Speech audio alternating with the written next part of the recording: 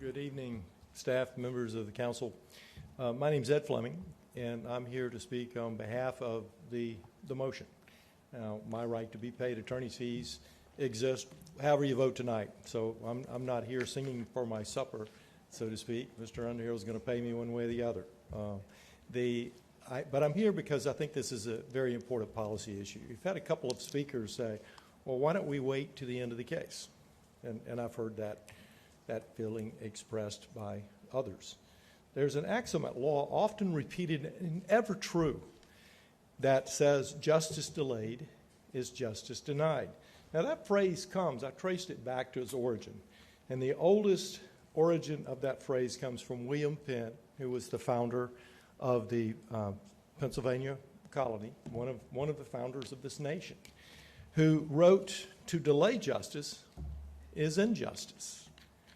When it comes to your policy, and we're not just looking at the statute which authorizes you to reimburse Commissioner Underhill, we're looking at your policy which indicates you will reimburse an employee and provide a defense for an employee who gets sued because they're acting within the scope of their duties. That's what your policy so indicates. So the question here tonight is whether you follow that policy. Now, when this initially came up, the question was, well, was it really within the scope of his duties? Okay, some of you thought that you may have been taught, like I was taught by my mom, if you can't say something nice about someone, don't say it at all, right? So you may think that Mr. Underhill is too aggressive in his style. Well, if it was only speech that no one disagreed with that we had to protect, we wouldn't need the First Amendment at all. I mean, it's speech that you disagree with that has to be protected. It is speech that someone finds offensive that results in lawsuits. Otherwise, there'd be no need for the absolute immunity for statements made by commissioners.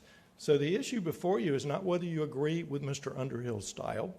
It is not whether you agree with his comments. It's not whether you would have done it differently. It is whether it falls within the scope of his duties. Now, the trial court found, and it was well supported, and one of the speakers said, well, I've talked to a lot of people who disagree. Well, you know, there's not a vote on that. It's a matter of law controls. And the law was very clearly supporting the judge's decision that the duties of a commissioner involve more than just showing up and pushing yes or no on positions that are before you. It includes getting into the public arena and debating issues. And when you get into that arena, you get hit and you hit back. And how you hit back is protected. Just like anyone can say just about anything against you that they want to say and have great protection under the First Amendment. The law gives you the reciprocal right to fight back, to make comments back, to get involved in the debate, and enjoy absolute immunity if it falls within your duties. The courts have said those duties are very broad, and they include making comments to a newspaper reporter. After you leave this meeting, you can make comments to a newspaper reporter who then filters whatever you say and puts it in print. Social media has allowed people to get involved in that debate on public forums such as the one Mr. Underhill engaged in without the filter of a reporter. And that is the new medium. That's what courts are finding. That's what this court found. We believe it will be affirmed. But the issue of justice being denied, if it's delayed, is if you don't provide a defense until 2 years, 3 years, 4 years after litigation is completed, and the employee or you have to pay tens of thousands of dollars in the defense, you may not have justice at all, and that would constitute injustice. Thank you. Thank you. Board, that completes question for the the speakers. Oh, sure. Mr. Fleming might come back forward. Commissioner Underhill. Mr. Fleming, what does the law affords some level of privilege and uses terms like the statement here that if we it would relegate the immunity to be so uncertain as to chill communication. What is the net effect of elected officials having to come out of pocket of tens of thousands, perhaps $100,000 for an extended period of time, maybe a couple of years?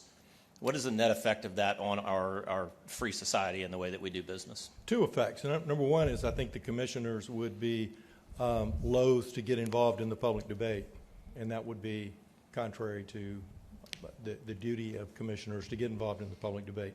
And number two is it would allow a well-heeled opponent. I mean, sooner or later, you guys are going to offend somebody in this community. In fact, half the people who appear here on issues will go out of here disappointed with whatever action you take tonight. And that's always the case. If one of those persons happens to be financially well off and decides, I'm going to ruin that commissioner, I'm going to file a series of lawsuits against that commissioner, and if they don't get reimbursed for their fees until the final appeal is over, maybe to the U.S. Supreme Court, maybe 5 years from now, maybe $100,000 from now, they can accomplish that goal. That's the chilling effect if you don't apply your policy to Commissioner Underhill. So whereas most of our society, we know that as much as we like to talk about it being a fair society, we know that the rules, those who have the resources, are able to get a better break than those who do not have the resources. But in this building, in this room, as we do our jobs representing the people, we at least like to put on the idea that everyone who stands at that podium is equal. But if some who stand at that podium have a spoken or unspoken ability to hold sway over us, we can offend the poor, but we can't offend the rich. Well, and that's an interesting point. I looked back at the history of the so-called American rule. The American rule is that each side pays their own ways and legal fees, unless there's a statute or contract that reverses it. And why are we different from the rest of the world on that issue? Is because the people who founded this country came from a system in which a wealthy lord or a wealthy baron could financially ruin you because you couldn't afford the litigation expenses to battle them. That can be created against all of you. A wealthy lord or baron, they have different titles now, can financially ruin you by filing lawsuits against you. The issue that Mr. Miller raised is that you could accuse him of anything. That's not true. The comment has to be in the context of a public controversy. I don't think anyone would deny that Wedgwood is a public controversy. Rolling Hills is a public controversy. And that's the context in which those comments were made. He didn't make a comment about Mr. Miller's private life. He made a comment about his involvement in an issue of public controversy. And however you think that comment was one that you would have handled differently, that you might not have made at all, that's not the issue. If everybody agreed with the speech, it wouldn't need to be protected. Thank you. Thank you very much. That's all the questions I have.